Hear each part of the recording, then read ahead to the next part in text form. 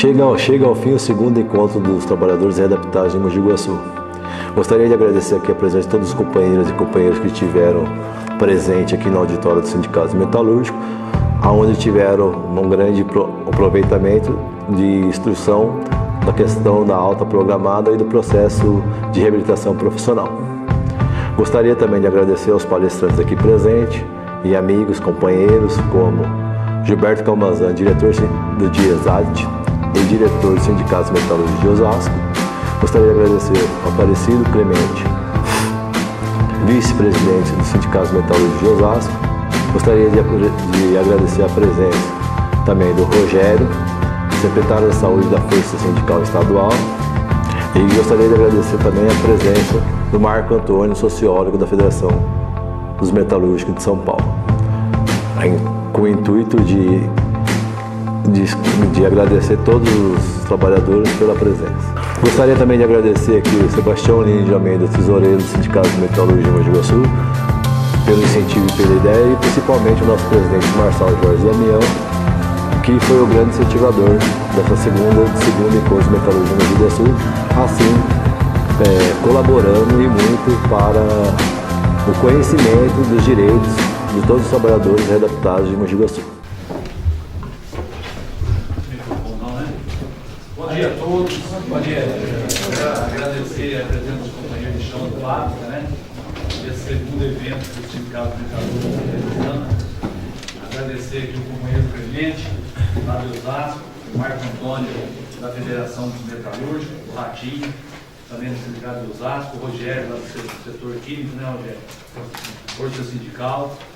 Todos os três companheiros, os quatro companheiros aqui, praticamente veio do chão de fábrica, né? Conhece a nossa realidade, conhece os problemas que enfrenta não só os trabalhadores metalúrgicos, que tem essa questão, essa discussão da alergia, da tendinite, da bursite da vida, essas doenças ocupacional. Isso não afeta somente o nosso setor, que é os metalúrgicos, afeta todo o segmento de produção, todos. Acho que isso iniciou no setor bancário, né? Isso foi expandindo. Antigamente não sabia que era alerta, tendinite, bursite, era se tratado de uma doença aí, reumatismo, alguma coisa assim. E hoje, graças a Deus, aí a gente começou a descobrir esse problema de doença ocupacional. E hoje aqui na nossa cidade, como é diferente, a MALE, por ser uma das maiores empresas da nossa região, é o que tem o maior número de trabalhadores com doença ocupacional.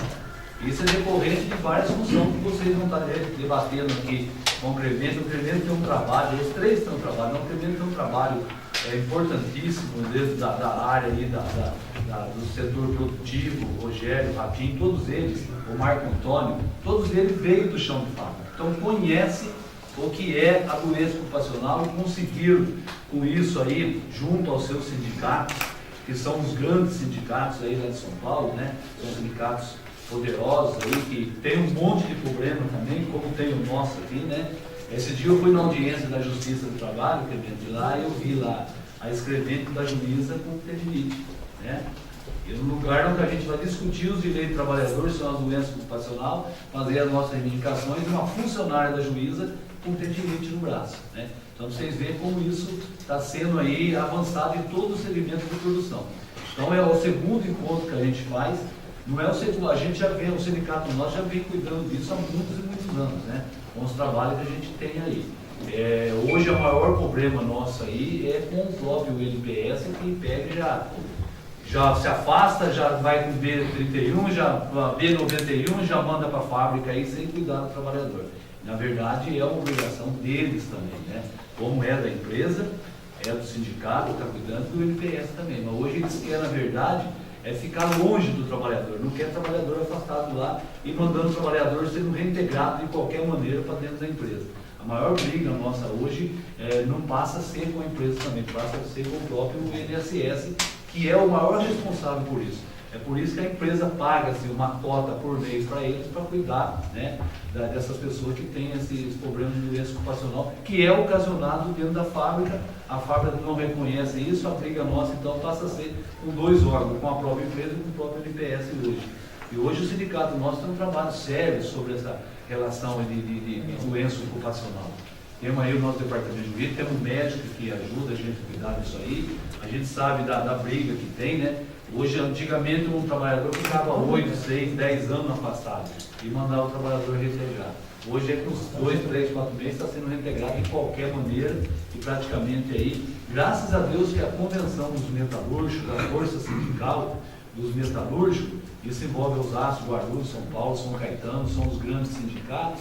A mesma convenção lá do pessoal de Osasco é a nossa convenção aqui. A gente tem as cláusulas da nossa convenção que garante e dá estabilidade de emprego para os companheiros portadores de doença ocupacional dentro da fábrica. Se não fosse a nossa convenção, praticamente teria 12 meses de estabilidade, chegava lá e mandava embora. A nossa convenção é uma convenção ampla, inclusive os seus companheiros quiser ter acesso a essa convenção, é só procurar o Alberto aqui na Secretaria do Sindicato, a gente fornece a cópia para vocês com o nosso acordo coletivo, né, para que vocês possam também ter conhecimento, né. E é isso que a gente quer hoje, aproveitar esse número de pessoas aqui, são pessoas que a maioria aqui tem a doença ocupacional, aquele que não tem é bom saber, o nosso jornalzinho informativo, gente, viu, Ratinho? Hoje a gente informa a questão da classe, da doença ocupacional, tá? A gente não tem um trabalho igual vocês têm lá, né? Mas a gente, cada vez mais, a gente tenta melhorar essas condições aqui, está debatendo cada vez mais, para que realmente o trabalhador possa estar participando junto do sindicato com os seus problemas. E a gente tem uma estrutura muito grande aqui para estar oferecendo para vocês. O Marreta está ajudando a gente nessa questão aí da doença ocupacional. Tirei ele dentro da fábrica para estar trabalhando aqui dentro, justamente para dar maior sustentação ao trabalhador. Todas as quarta-feiras aí, ele pega o carro do sindicato, vai até São João da Boa Vista, leva os companheiros lá para estar discutindo, já conseguiu algumas reintegrações dentro de fábrica, estamos acompanhando dentro da empresa os reintegrados, aqueles que estão para ser reintegrados, mas a gente tem um trabalho muito bom, a gente está brigando para cada vez aprendendo mais sobre isso, discutindo mais, para que os companheiros levem para dentro de fábrica, discuta com os seus companheiros também, né, essa questão da doença ocupacional que afeta todo o segmento produtivo. Não é só os metalúrgicos que têm esse problema, todos têm, né? Então, para vocês terem uma ideia, nós temos aqui 30 funcionários do sindicato, temos o nosso clube de campo, que tem a sede, nós tivemos um caso de um barbeiro nosso, com problema de doença ocupacional, né? Que é o Carlinho, vocês conhecem. Se afastou, se cuidou, tudo, e hoje ele conseguiu o benefício por aposentadoria por invalidez. Agora, a invalidez é 10 anos que fica, né? Contrato em aberto, né? Ele veio aqui nos comunicou desse problema dele, o barbeiro nosso teve doença ocupacional aqui dentro. Então, todo segmento. O que a gente quer hoje realmente seja um dia produtivo. Até o meio-dia vai ter essa discussão, o Clemente, o Rogério, o Ratinho, o Marco Antônio vai estar conversando com vocês. Não saiam sem dúvida aqui, esclareça, pergunta. São tudo trabalhadores igual nós somos, que veio do chão de fábrica, não são doutores, não são nada, mas são pessoas que vão falar a mesma língua nossa, o que a gente quer ouvir da maneira que a gente quer ouvir. Aí tem um almoço, né, Marreta? Você preparou, vai ter um almoço aqui dentro do sindicato mesmo, tá? O Marreta preparou um almoço para que a gente, terminando aqui, vocês almoçem aqui mesmo. Acho que é uma feijoada, né, Marreta? Aproveitar o tempo tá frio, né? Então aí eu desejo a vocês esse meio-dia de trabalho, realmente a gente saia daqui com as dúvidas esclarecidas, com os problemas tirados, e a de deixar claro que o sindicato está à disposição de vocês para tirar qualquer dúvida e qualquer esclarecimento que a gente possa dar. Temos aí o nosso departamento jurídico, o doutor Adilson está aqui presente. Se precisar de alguma dúvida do advogado, ele está aí também para ajudar a esclarecer, tá bom? Um bom trabalho a todos. Clemente, mais uma vez agradecer ao Sindicato do Osasco, do Químico, a força sindical, e vocês terem vindo lá para cá já pela segunda vez, para estar nos ajudando nesse debate. O Marcão também da federação chegou ontem na federação, sempre nos deu o apoio que o sindicato sempre precisou. O nosso deputado federal, Paulinho, também, sempre uma pessoa que, quando precisa dele, em Brasília, em São Paulo, sempre está com as portas abertas para que a gente vai lá conversar com ele, pedir o apoio da Força Sindical, nunca foi nos negado o apoio. Então, agradecer vocês aí, tá? Por ter vindo de lá para cá para ajudar a gente nessa empreitada que a gente está aí enfrentando, tá bom? Obrigado.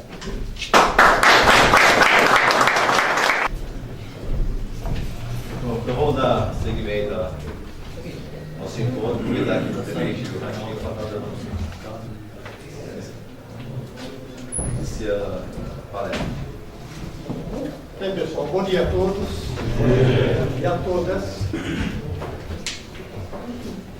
Eu quero agradecer ao sindicato pelo convite para a gente estar aqui conversando um pouco sobre essa questão. Mas para mim está muito tranquilo, porque eu não sei o que está acontecendo aqui em Mogi Guaçu. Eu não sei o que está acontecendo, mas a discriminação de trabalhadores quando se acidentam ou ficam com doença ligada ao trabalho, ela acontece em todo lugar. Em cada local, as pessoas precisam e se organizam, né, da forma que acharem que é mais conveniente e mais organizado.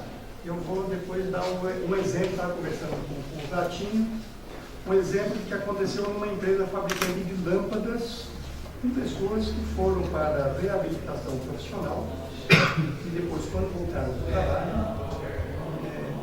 simplesmente não tinha posto de trabalho para essas pessoas.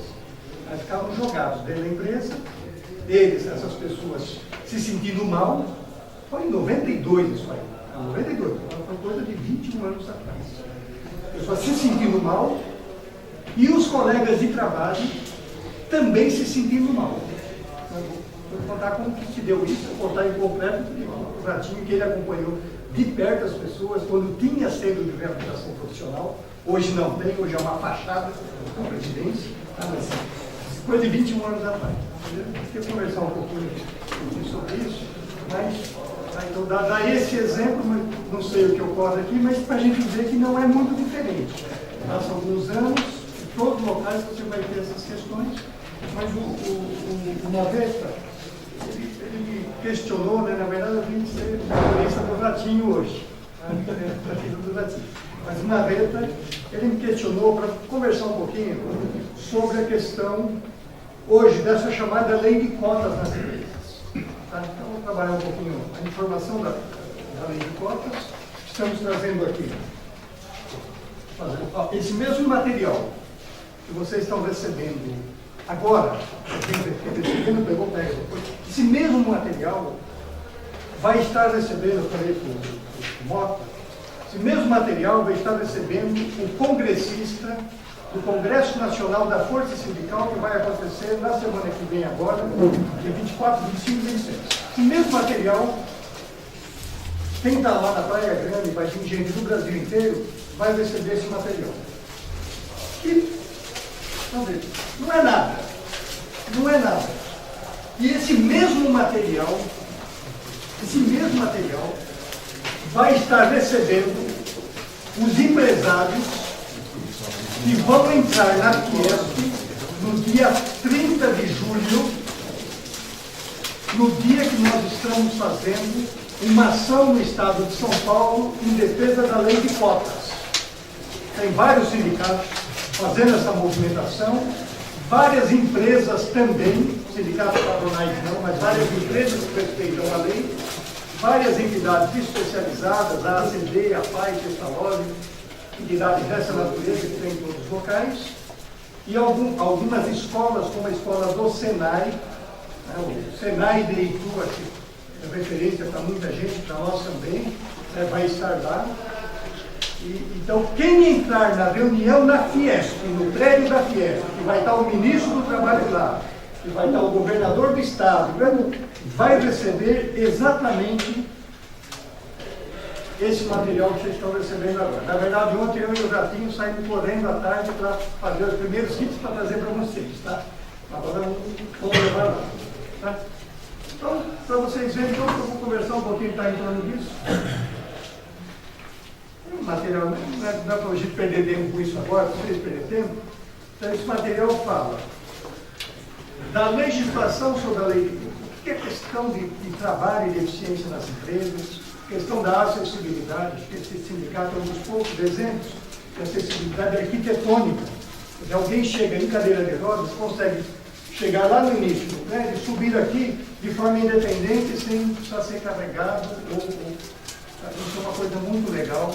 São poucos sindicatos do Estado de São Paulo, talvez no Brasil, que tenha essa acessibilidade arquitetônica para a pessoa poder se locomover. Um pouquinho sobre isso. mas conversar assim. Primeiro mostrar uma... Deixa eu pedir para fazer essa gentileza, que eu sou analfabeto. É só ligar o... É 5 minutos, tá? Mostrar um grupo de reportagens, que a última foi em 2010, tá? Eu falei que no final do mês nós vamos estar na Fiesp agora, num evento, um grande evento aqui dentro da Fiesp, lá no templo lá do patronato. Tá? Mas só para ver uma... assim, pois não.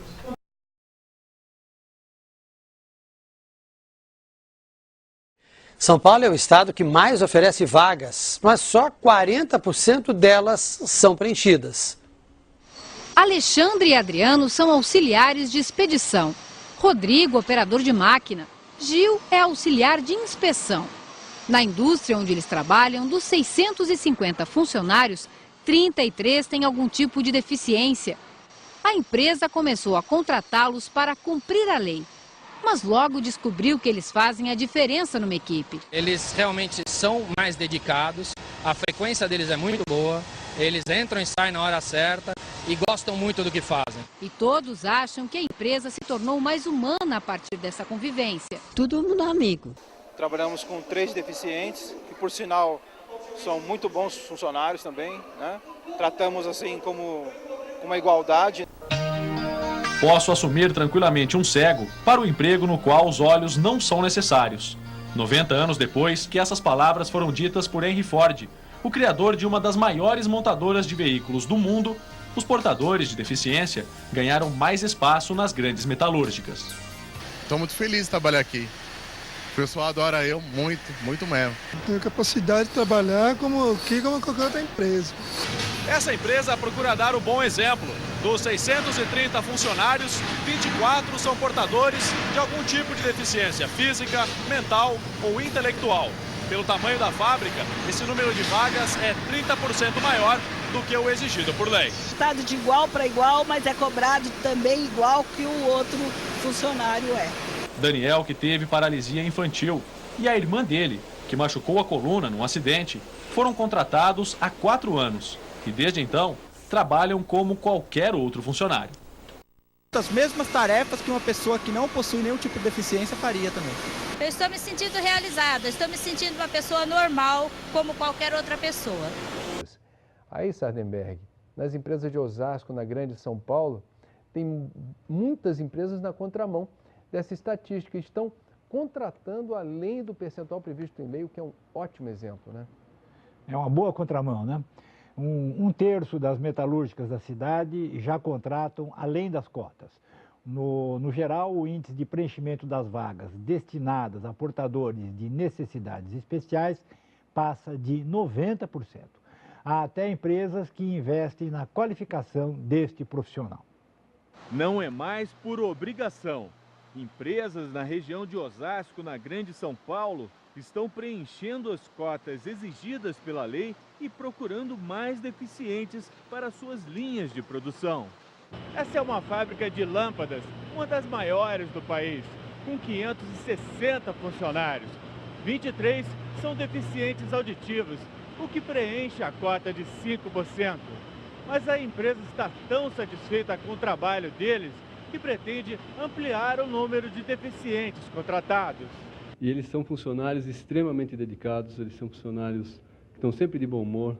Houve uma integração muito boa e muito rápida com todos os grupos. E eles têm uma vida absolutamente normal aqui dentro. Bom para a empresa, bom também para os funcionários.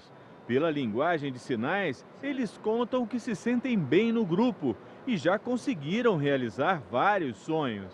Já comprei minha casa, já me casei, eu ganho bem aqui. Carlos tinha acabado de completar 18 anos. Na véspera do Natal de 2001, foi buscar sal grosso no posto para o churrasco da família. Não voltou para casa. Um carro em alta velocidade arrancou-lhe a perna abaixo do joelho. Para mim, a minha vida já tinha acabado a partir daquele momento. Eu achava que ia ser diferente de todos, não ia conseguir mais arrumar namorada, a namorada não ia querer ficar comigo, emprego. Carlos trabalhava com o pai desde os 7 anos. É padeiro, confeiteiro e teve que mudar de profissão. Só lembro mesmo realmente que eu tô sem minha perna quando eu preciso tinha que correr, tinha que jogar uma bola. Aí eu sei que não dá realmente, entendeu? Mas para trabalhar tá sossegado. O deficiente às vezes até produz mais do que o normal. O que é importante é que o deficiente seja contratado com uma pessoa igual, com as mesmas obrigações para ter os mesmos direitos. O deficiente não tem moleza aqui? Nenhuma. Tem deficiente que já foi embora por justa causa e tem deficiente que chegou à liderança. Erisvaldo se habituou a se comunicar por sinais com Reginaldo, que é surdo-mudo. Os dois têm a mesma origem. Filhos de famílias nordestinas, vieram para São Paulo em busca de trabalho. Lá no norte, trabalho de campo, eu como tenho deficiência física, fica complicado para mim, né? Lá é mais enxada, foice e tal. E aqui não, e aqui eu superei uma coisa que eu tinha vontade de superar, que é um trabalho agora que eu tenho. Erisvaldo era dependente da mãe e hoje manda ajuda para a família. Só falta arrumar agora esposa e filho. Uma esposa, estou à procura dela. Casamento Renildo já conseguiu. Agora ele é o Titânio 2, apelido que adotou no crachá. Treina remo e natação para disputar as Paralimpíadas. Na prova de samba, ele já é campeão. Na sequência, com o nosso companheiro aqui, diretor de Exato, Sindicato de Osasco. Bom, queria agradecer o Marçal, presidente do sindicato, pelo convite da gente, também o Marreta aí. O DIESAT é um departamento intersindical de estudos e pesquisas dos ambientes do trabalho, e ele é mantido por sindicatos e aí de todas as centrais sindicais. Então, todas as centrais estão lá e é mantido pela filiação dos sindicatos ao DIESAT. E aí a gente faz esses estudos e pesquisas. Aí falar aqui, particularmente com vocês, mais a experiência que a gente teve com Previdência Social. Então, no caso do DIESAT, ele participou e participa até hoje de um fórum de saúde e segurança montado pelas centrais sindicais. Então, são todas as centrais, aumentou, né, um pouquinho a quantidade de centrais, mas na época que foi fundado tinha 6 centrais sindicais. Mas as maiores, a Força, a CUT, a UGT, a Nova Central, são as maiores centrais que estavam participando lá dessa discussão. E aí, o que é comum no Brasil inteiro? O que é comum no Brasil inteiro? Alguém sofre um acidente, mas principalmente uma doença provocada pelo trabalho, ele chega lá na Previdência, a Previdência pede, o perito lá pede um exame médico. Você me traz um exame médico recente. É um problema de coluna, me traz uma ressonância. É um problema de leve, me traz um ultrassom, me traz aquela ultrassonografia, né? Uma série de exames. Você me traz aqui, porque aí a gente vai ver. E tem que ser uma coisa recente. A pessoa leva o laudo. O que o perito normalmente faz? O que é comum no Brasil inteiro. Ele nem olha aquilo, às vezes joga na lata do lixo o laudo que a pessoa levou e dá alta. Você não tem nada, volta ao trabalho. A pessoa vai ficar novamente doente, retorna para a Previdência. Em alguns casos, a Previdência dá alta e a empresa diz, olha, você não tem condições de trabalho, retorna para a empresa. O cara fica sem salário, né? Vai para um lado, vai para o outro, e a empresa diz que ele não está bem, e a Previdência diz que ele está bem e tem que retornar ao trabalho. Então isso é comum no Brasil inteiro, né? Seja em qualquer estado, em qualquer cidade, isso acontece com uma frequência muito grande. E aí as centrais estão fazendo uma ação de obrigar a Previdência a tomar algumas providências, né? Uma delas foi a questão do nexo técnico epidemiológico previdenciário, que o pessoal chama de NETEP. O que é isso? Porque antes a empresa fazia a CAT, se a empresa não fizesse, o sindicato fazia, a pessoa chegava lá na Previdência Social para constatar que era uma doença. Se a pessoa chegasse sem CAT, não era dado como acidente de trabalho, era dado como uma doença comum. A pessoa não tinha estabilidade no emprego, não tinha depósito de garantia, perdia alguns direitos. Inclusive o acidente, o benefício, né? Acidentário depois, a pessoa pode receber em torno de 50% da média salarial lá, ele perdia isso também, porque era uma doença comum, não era relacionada ao trabalho. E se tivesse que questionar, né, as provas teriam que ser do trabalhador.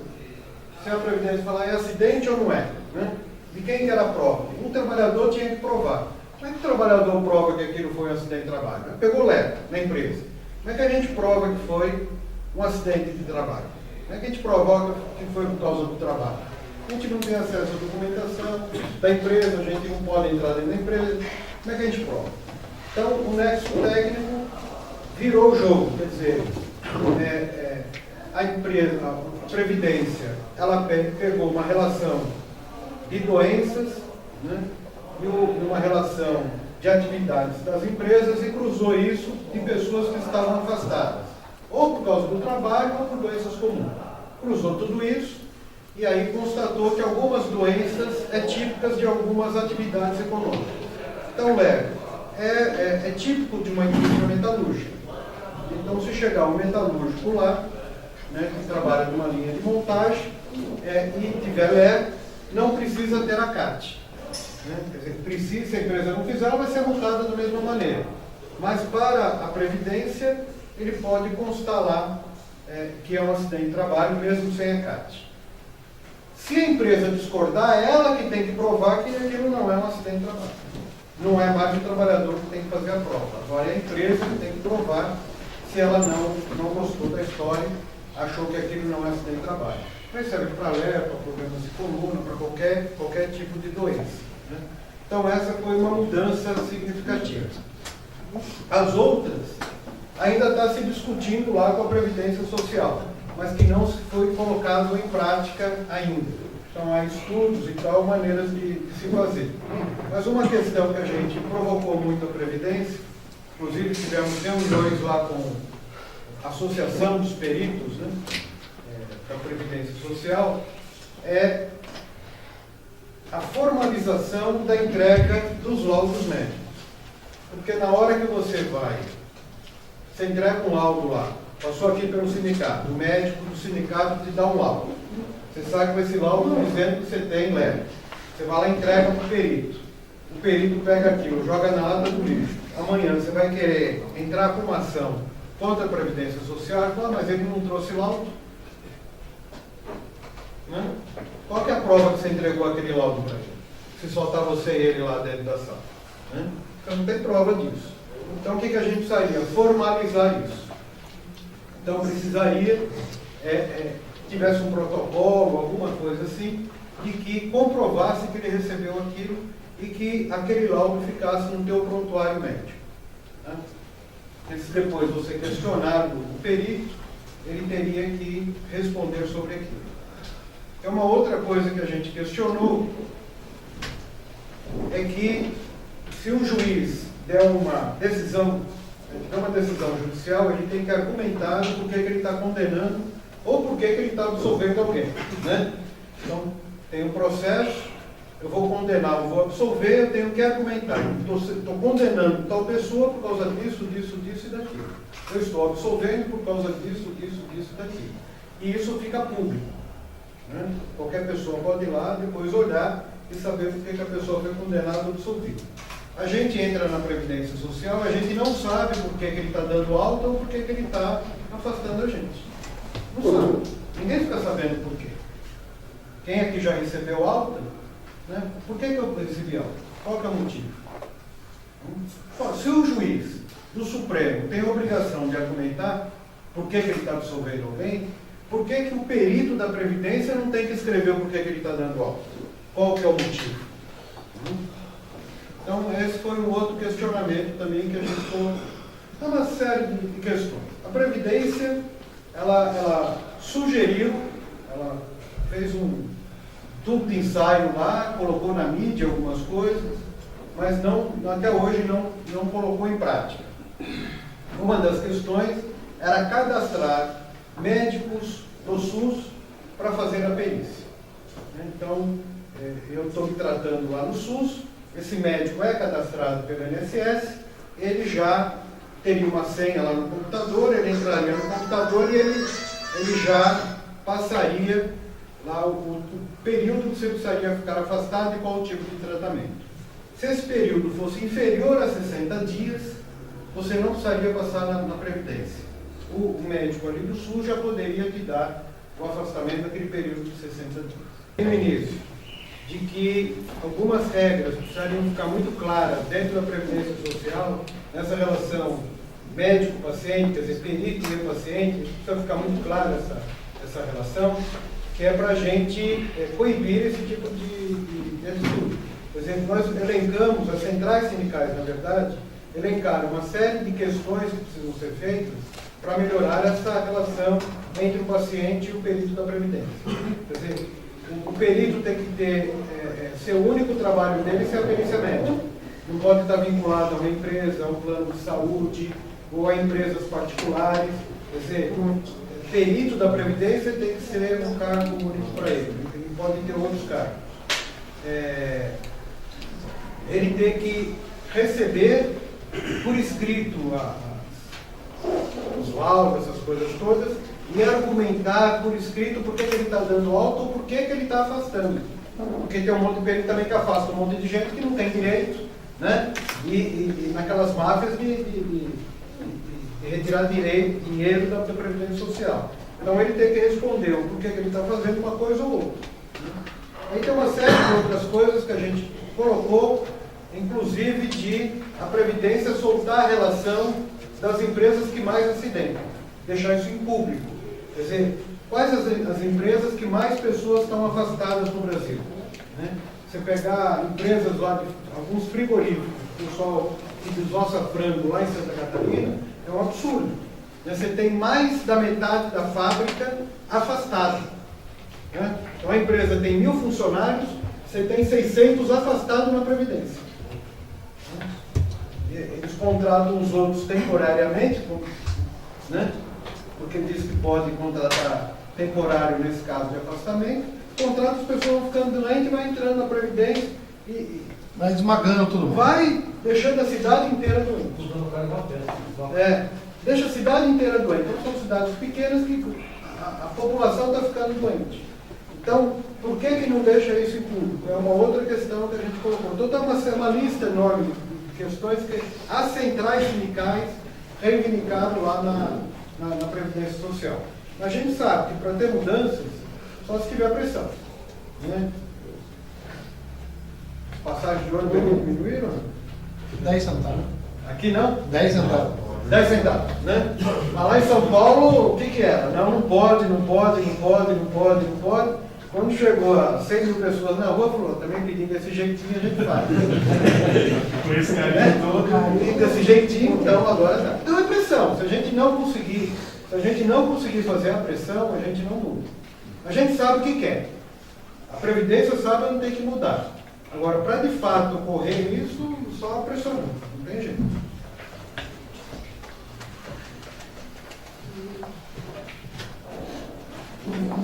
Gente, obrigado. Não quero mais.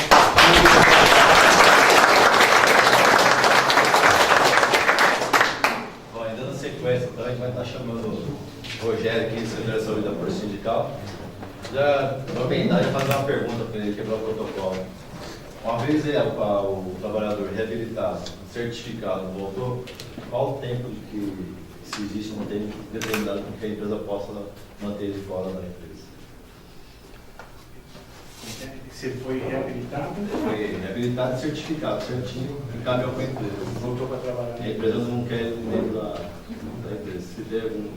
A estabilidade do artigo 118 da Lei 1913 é manutenção do contrato por um ano. Né? É manutenção do contrato de trabalho.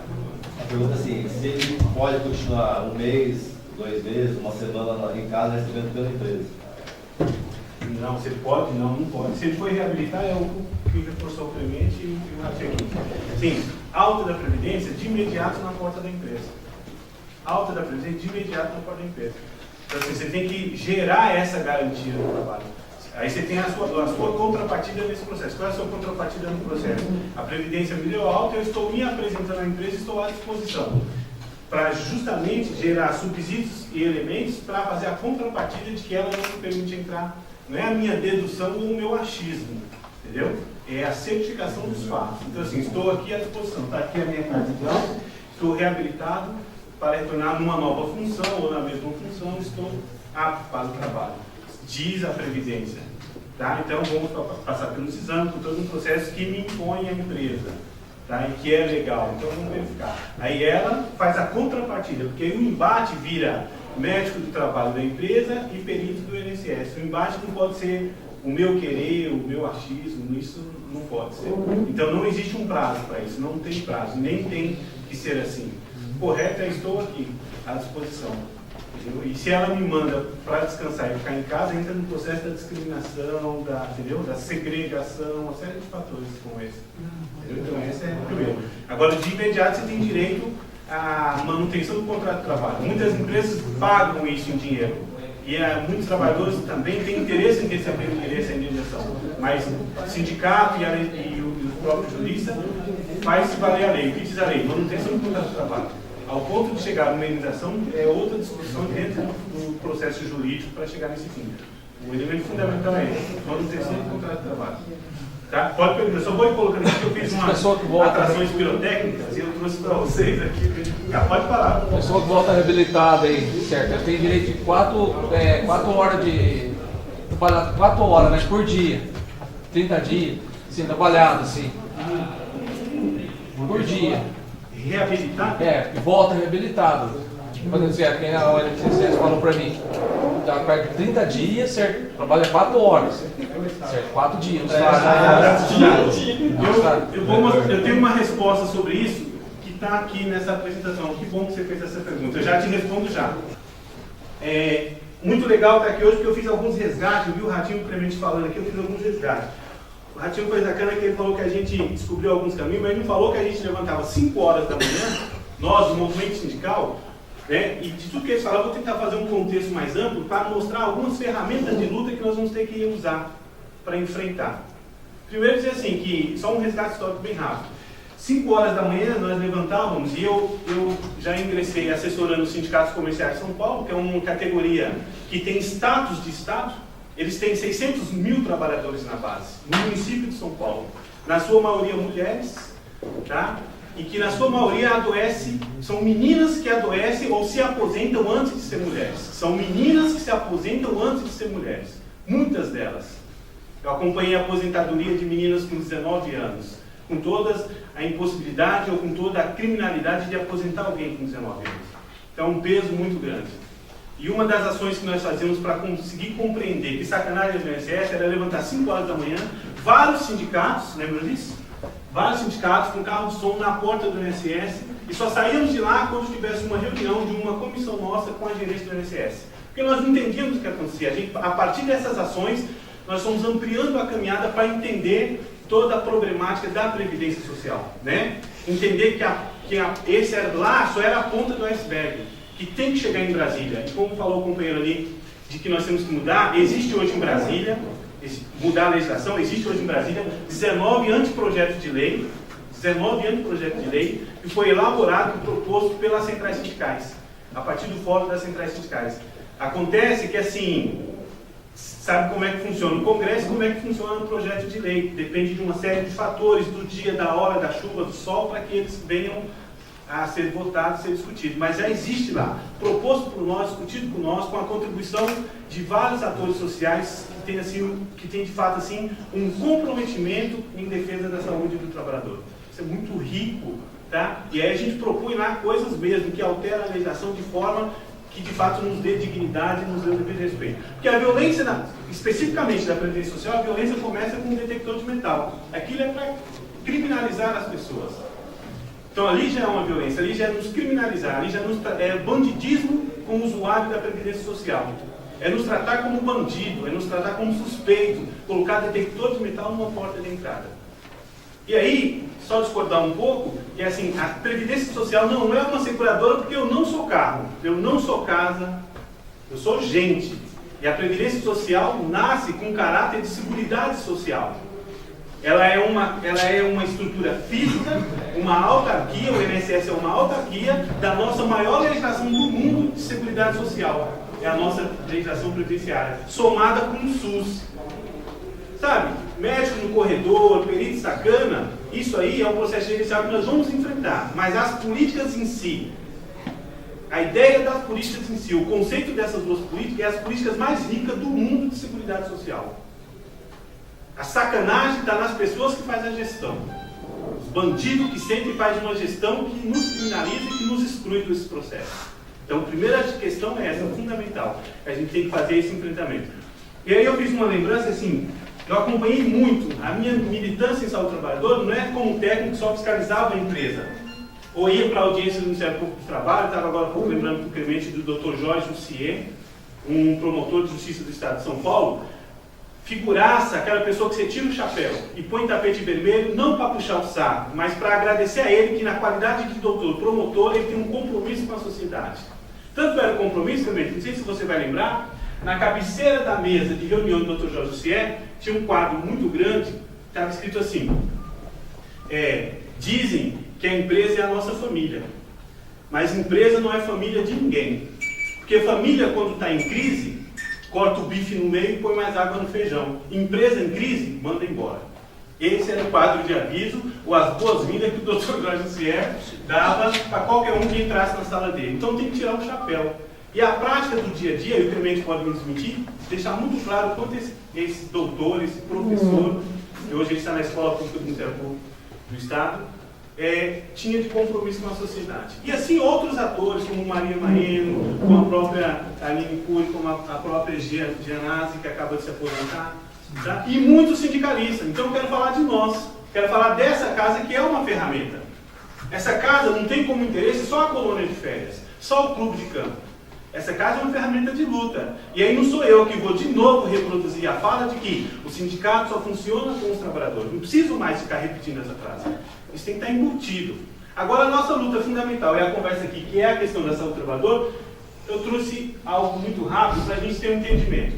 Primeiro dizer que o problema da Mali, é isso o nome da empresa, né? O problema dos trabalhadores metalúrgicos de Mogi Guaçu não é só do sindicato e nem só dos trabalhadores. Isso é um problema da sociedade de Mogi Guaçu.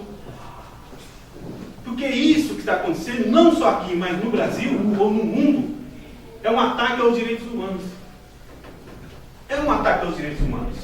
Por quê? Se tirar a vida de alguém, qual é o mais essencial dos direitos humanos? Qual é o mais essencial dos direitos humanos? É o direito à vida. Não é isso? Ou é engano meu? O direito à vida é o mais essencial dos direitos humanos. Então isso que está acontecendo não é simplesmente um técnico da empresa X que não cumpre o NR, ou um médico sacana do serviço daquela empresa, que quando quer diz você que está apto e quando não quer diz que você está inapto. Não é simplesmente isso. É uma questão social que o Brasil tem que se mexer. E que os sindicatos têm que ter isso como bandeira de luta. Lá na central, ou em outras centrais, nós vamos falar específico do nosso umbigo, a nossa questão fundamental é para que os sindicatos tenham como prioridade nas suas ações a defesa pela saúde dos trabalhadores. É fácil? Não é fácil. O companheiro Marreta, que teve a iniciativa e tem aqui o enfrentamento de uns anos para cá, a tentativa de levantar essa discussão da questão do o que ele pode fazer para que possa ter a discussão dentro da fábrica da questão da saúde do trabalhador. Muitas vezes nós, é claro, com dor, estamos preocupados em sarar a dor do nosso braço, a dor do nosso joelho, porque eu estou preocupado comigo. Infelizmente, é isso mesmo, até entendemos isso. Mas a partir do momento que conseguimos tomar um remédio que eliminou a dor, precisamos também ver que o ser humano precisa de ter apoio e denunciar que outro companheiro não vai ter a mesma dor que você teve. Então, o que o Marreta pode fazer? Isso aqui, esclarecer um número maior de pessoas, certo? Eu vejo aqui pessoas, todos que estão aqui, ou teve, ou estão na iminência de poder ter alguma discussão no local do trabalho dele, Todo mundo sabe que a partir do momento que você passou a ter dor, você passa a ter descriminalização. O que é discriminação? É quando você chega no chefe e fala assim, ó, não está dando para fazer as 300 peças por hora. O cara fala assim, ó, por quê? Meu braço dói. Você, meu amigo, seu lugar no departamento médico, aqui eu preciso de peça. Quem de vocês não encontrou isso aí? Quem não encontrou?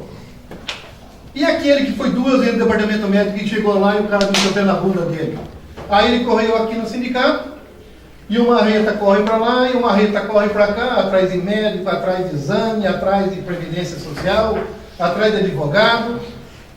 E o cidadão, de cada 10, 2 continuam. 8, com dor, vão virar pedreiro, vão para outra indústria, vai cuidar da outra vida, e vão carregar a mutilação pro resto da vida.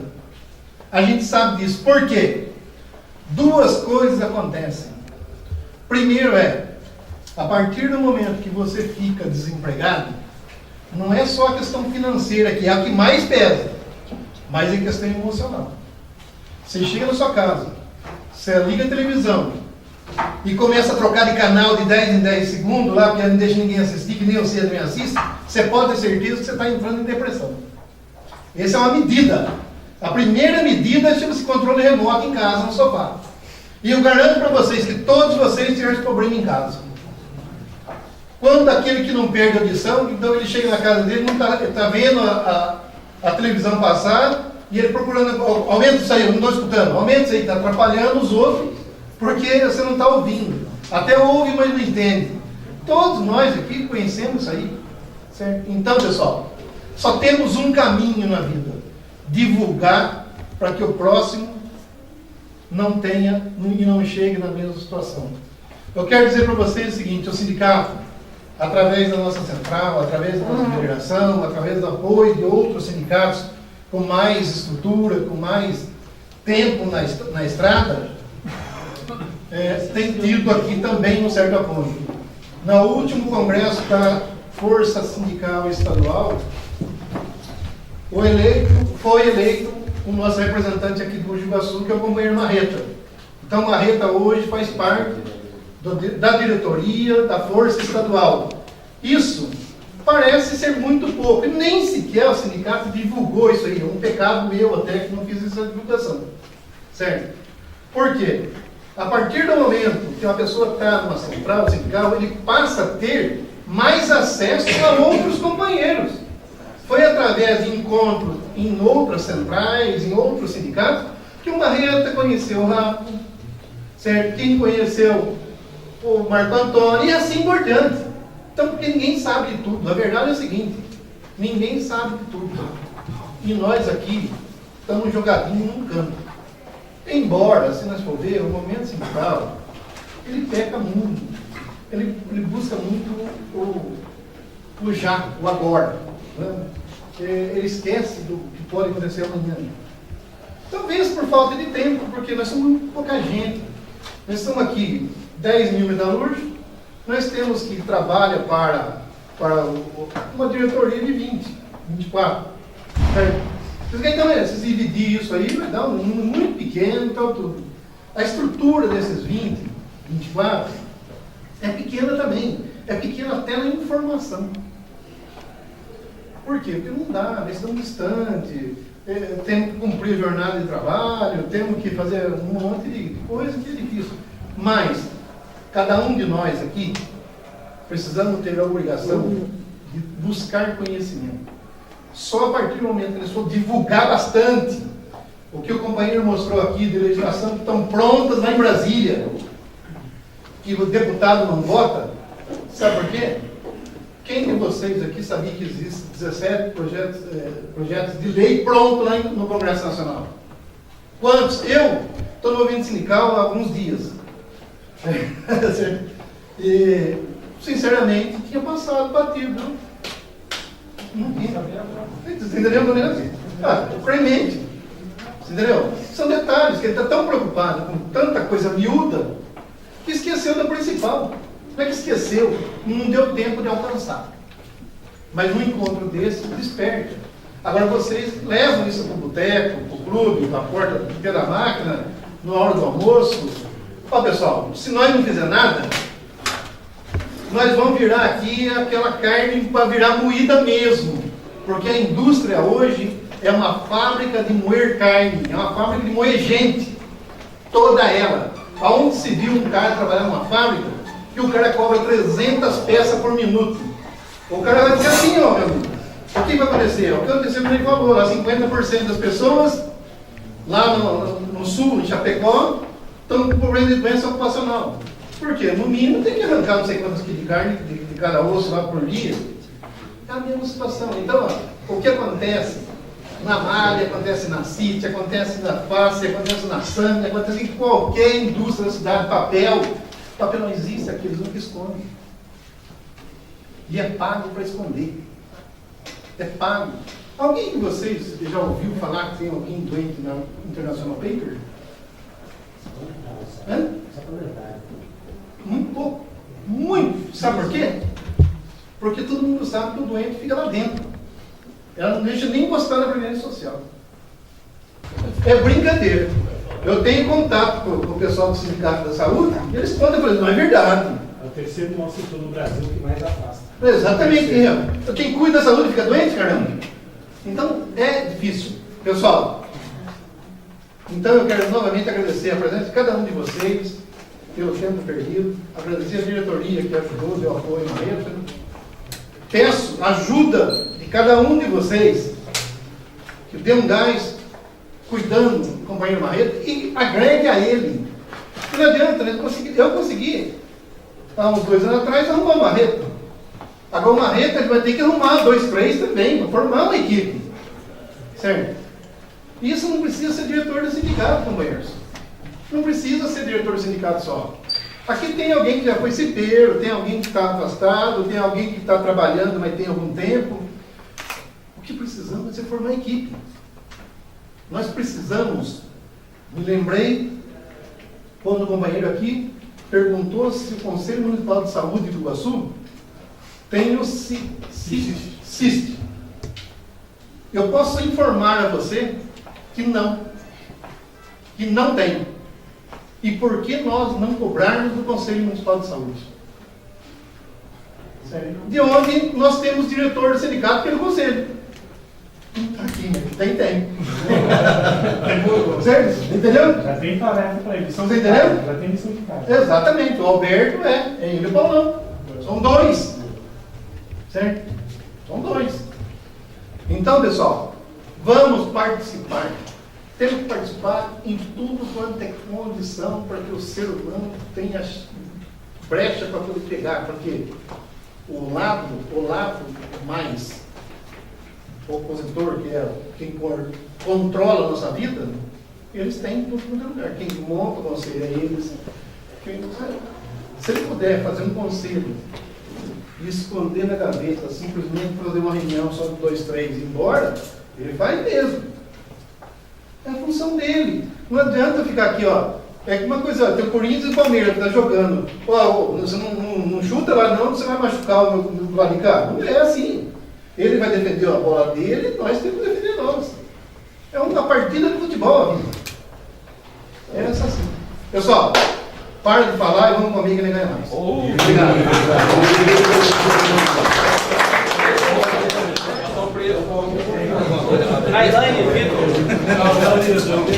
Ele já está ficando preto,